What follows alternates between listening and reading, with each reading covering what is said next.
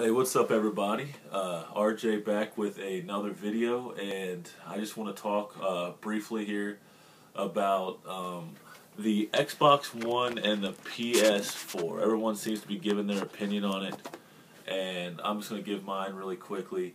For starters, I originally was going to buy both systems. I still will. It's just that at launch, I see no reason to buy, split the games up. I'm going to get all the launch titles for one system. And then maybe January, February, somewhere around there, I'll probably buy the PlayStation 4. Because the games that I want for PlayStation 4, the exclusives don't come out. The ones that I want aren't coming out right around the block anyways, So, like NBA Live, NBA 2K14, Madden, Battlefield, Call of Duty, Watch Dogs, all these games are coming out for both systems, and I've been an Xbox guy since the PS2. I was pretty much a PlayStation guy, and then I was a 64 guy and a PlayStation 1 guy, and then I never got into Nintendo after that. I had the GameCube. I didn't really like it. Nintendo's more, personally for me, Nintendo's kind of on the more kiddie side of things. These days. No offense to anybody that's Nintendo fans. That's just how I feel about it. Like the Mario thing I never got into.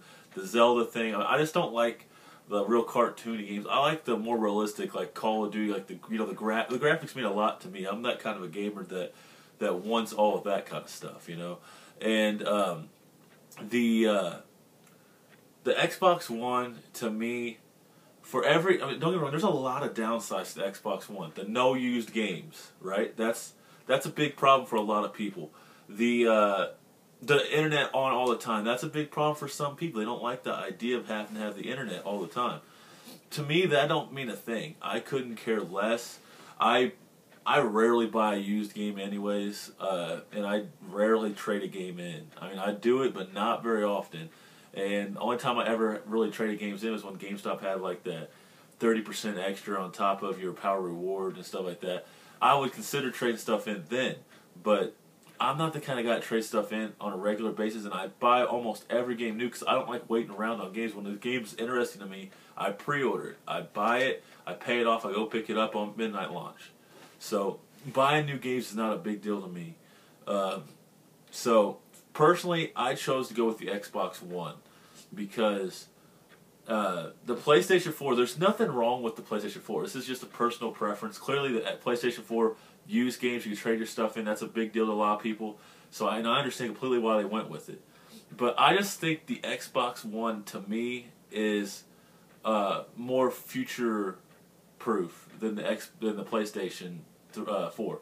Because the PlayStation 4 is basically the PlayStation 3 in a lot of ways, with obviously updated graphics, updated RAM, updated a way more powerhouse system that has online feature stuff. They still will not confirm how detailed the cross-game chat is, which is a big situation for me because to me the worst thing about the PS3 was the horrible chat system, and that's where Xbox got me, was the online communication and the online community of the Xbox. You might have to pay for it to do anything, yeah, but it just works, It just the chat system works, and the PlayStation chat for the PS3 sucks so bad. It's so horrible. I mean, you can't even do cross-game private chat on that thing, and it's just. And I know that they already announced that you can do cross-game private chats on the PS4. Whoopee. But the Xbox, to me, here's why I'm going Xbox. All right. One, I'm an achievement hunter, so that right there is something that crazy persuades me for Xbox. If you're not an achievement hunter, then that means nothing to you. If you're a trophy guy, clearly you're going PlayStation. I just never got into the trophies. But the next thing about it is the achievements on the new Xbox is so much different than the 360. Of course, you got your original 1,000 like every other game, but it's up to the publisher to add new achievements either weekly or monthly to keep that game fresh for a while. Like, let's say you get the 1,000 in NBA Live, right? They'll add achievements later on, like, for right now, play as the Spurs to beat the Heat, or play as the Heat to beat the Spurs in the finals on single player. They'll add things like that to keep you wanting to play, and that's something that I will personally love, having the option to do that. Another thing about the Xbox that the PS4 has yet to announce that they do is that you can wait for a match in WWE 14. Sometimes it takes forever on WWE 13 to get a match. You just sit there and you sit there and you sit there. Well, on WWE 14, let's say you're sitting there waiting on a match. You can load up Call of Duty and play an online ranked match while you're waiting on a match, and it'll pop up in the corner saying, hey, your match is starting on WWE. You finish that match, you pop up, and you go on and wait for the loading screen for the entrances or whatever, and boom, you can play 2 games at once while you're waiting. That's something that the cloud system allows you to do. People don't understand, all they do is complain about you have to be online, you can't trade your games in. I don't care about trading my games in. If I buy something, I don't care. I mean, it's not a big deal to me. But the reason you have to be online all the time is because of the features that the online system allows you to do. If you don't have to be online all the time, you can't use the cloud.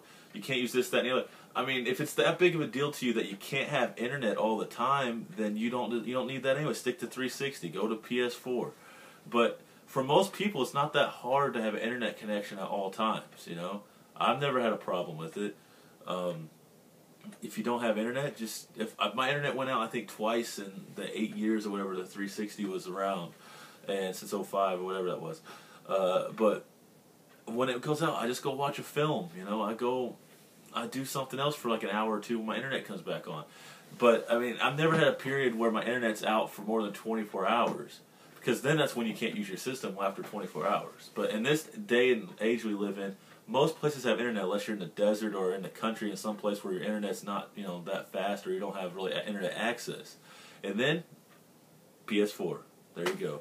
But that's just a few reasons I like the Xbox One, and I'm sticking with Xbox One because I've heard a lot of negativity, and I just wanted to throw some positivity out there for some people, give some positive feedback about the Xbox One.